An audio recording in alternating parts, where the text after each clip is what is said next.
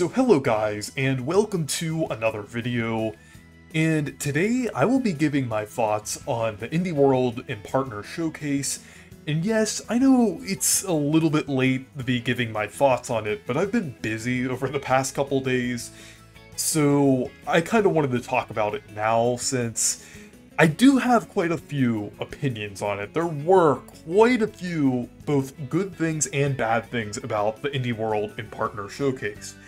But I want to talk about the good things first, and that is the Indie World, because I feel like that was actually the highlight of the whole Direct thing. There were quite a lot of good announcements there, and even though some of them didn't really particularly interest me, like specifically, I do think there was a lot of variety here, and I do like that Nintendo shows off like a lot of indie games and things.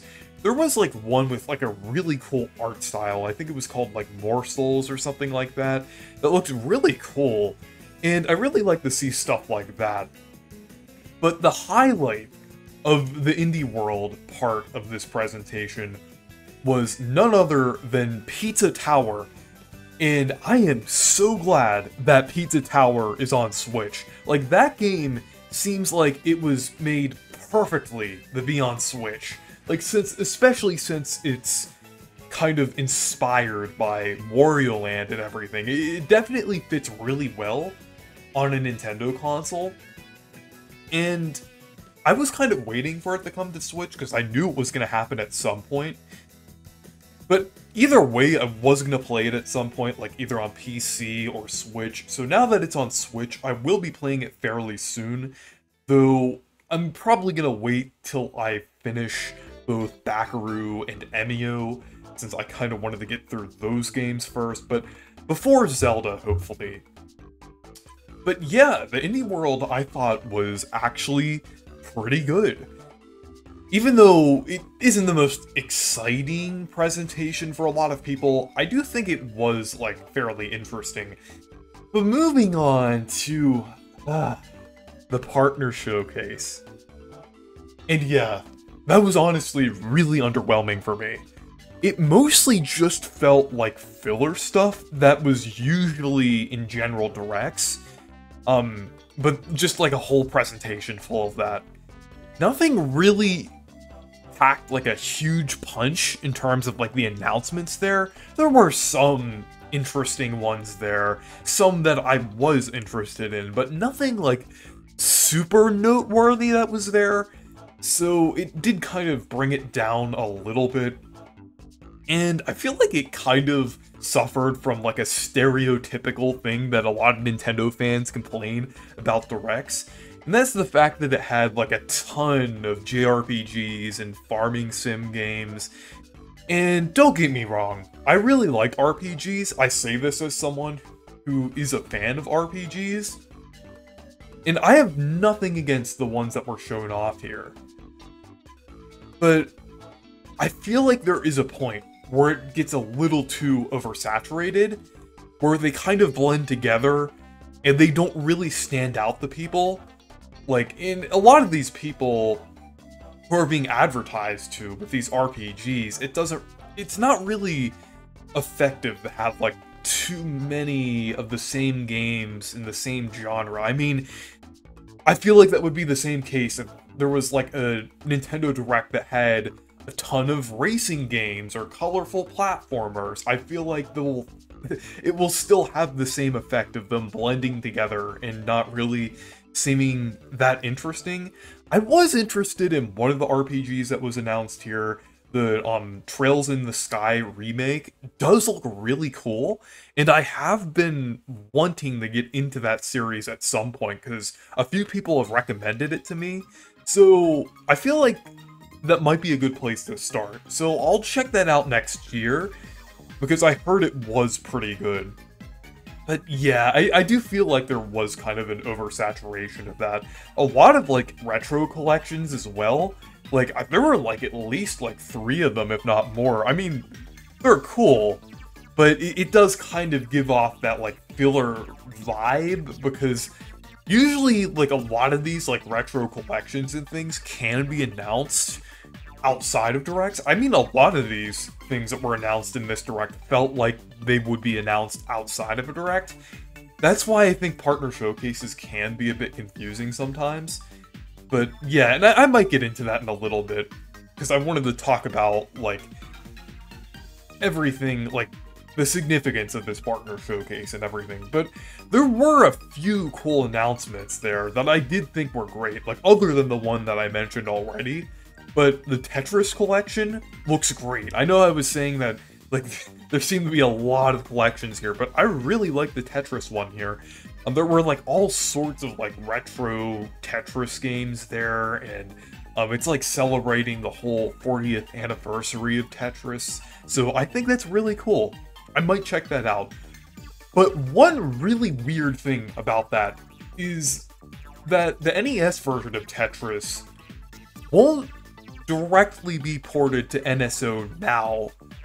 They're gonna put it on in December, or not December, like sometime in the winter. I don't know why I said December, but like sometime in the winter, they're gonna add the NES version of Tetris. That is just really weird.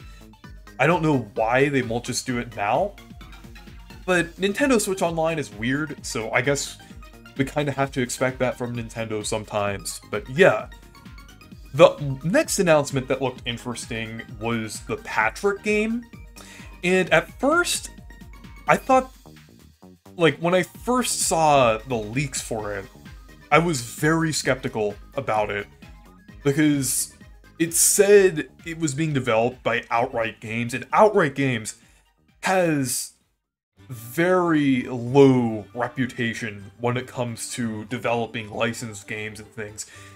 I think they did, like, they either did, like, the Bluey game or the Peppa Pig game. They're pretty infamous in doing, like, a lot of those, like, cash grab licensed games and things like that. Like, they spew out, like, a whole bunch of them, like Trolls, Paw Patrol. They do, like, a ton of those things. So I was pretty concerned when I saw that Outright Games was developing the Patrick game. But from what we've seen of it, it kind of looks like a sandbox, crazy physics platformer, and it actually looks pretty interesting. I mean, I can't say for sure if it's good or not, because I think we'll have to wait till it releases. I mean, this game could still go either way, but from what I've seen so far, I'm cautiously optimistic. This looks fairly promising, and I feel like this kind of works for a Patrick game. A Patrick game kind of has to be crazy, so I kind of like how it looks so far. It definitely looks distinct from, like, the other SpongeBob games, like the ones developed by Purple Lamp, so I think it looks pretty cool so far. And another one that I'm not particularly interested in is My Sims. It's great for the people who are interested in that series, and it does look cool. I might check it out sometime, but it is cool that we're getting it on the Switch, even though I'm not really that interested in it. And the final one was Yakuza.